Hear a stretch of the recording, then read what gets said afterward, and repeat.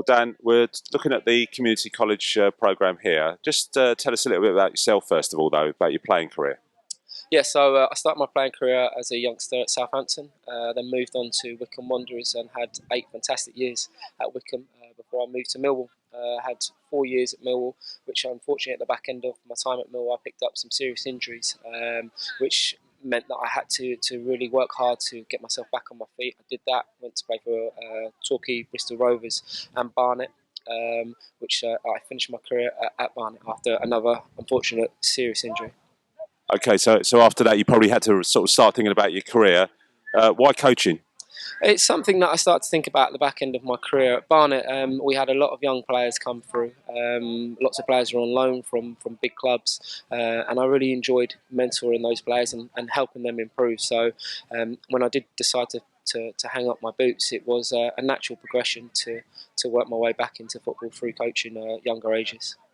Looking at these guys and your experience, are you starting to think about, well, what these guys are going to do when they leave the course in a year's time or 2 years' time? Absolutely. We have varied ability in the programme. So there are some players who have the ability to perhaps go on and play at elite level. We were fortunate last year, we had 7 players go through to elite clubs. But then there are players that need the education.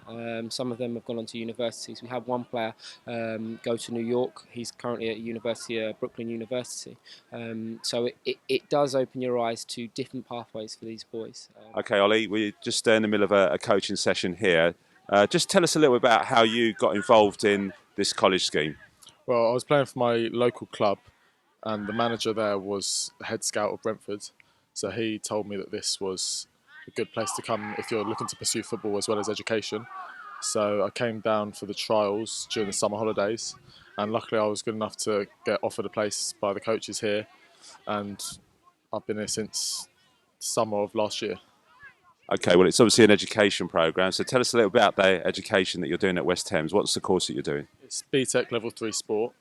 I passed my Level 3 last year, Year 1, and now I'm doing Level 3 Year 2 this year.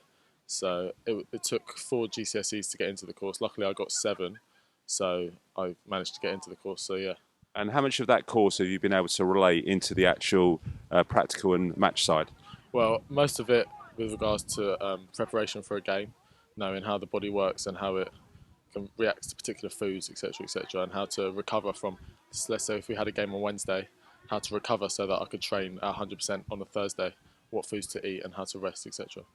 Ollie, we were speaking on the pitch there about your future aims and possibly one of them going to America. Just tell us a bit about that.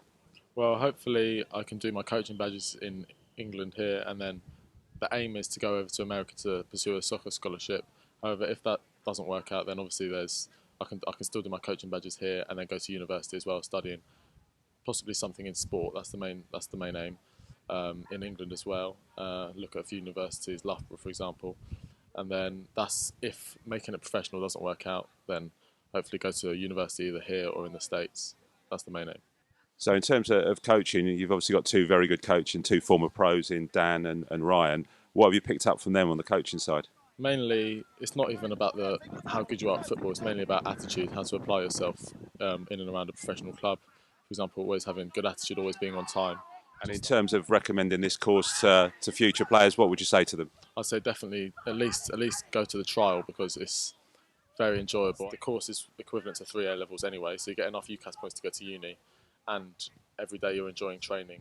I'd definitely advise it to all the younger years looking to come up to college. Ryan, just tell us a little bit about your involvement in the programme here. I'm in second in command to Dan, who's been running this for over a year now. The BTEC and the football works in tandem, so they do their college every day, and they come and train with us every day. It's obviously mornings or afternoons. You've also got a match day programme which run every week. We've been doing it 3 weeks now. We're not too fixated on the results as such, but how they develop as players. Now, yourself and Dan, you've both had pro careers and now pursuing a coaching pathway, and I guess some of the boys here will probably look at a similar pathway. What would you advise them? To believe. I didn't have half the ability those guys had when I was starting out. What they probably lack at this moment in time is the knowledge and the know-how, which is what Dan and myself hopefully be able to give them. But it's just to believe. They're going to get knockbacks. We're obviously going to send them over to pro clubs and they might get turned away. But some of them got the attitudes that will keep striving and they'll eventually get their opportunity. Whether it's in the pro game or non-league game, it's a chance. Now, we've spoken to some of the lads already, and they said that they're thinking about alternative careers in sport, and coaching being one of them, and they're getting to see you guys coach. Do you have a chat with them about that and what they're thinking about their future careers?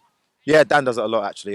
Even when we go into the college itself, we'll take a few minutes out just to say football is a brilliant job, but not everybody can do it. It's just making sure you've got an idea of what you can potentially do once you're outside of the college system. So they know, and some of them are smart boys, so even if they don't make it as footballers, they've got a chance to progress as professors, whatever they want to do.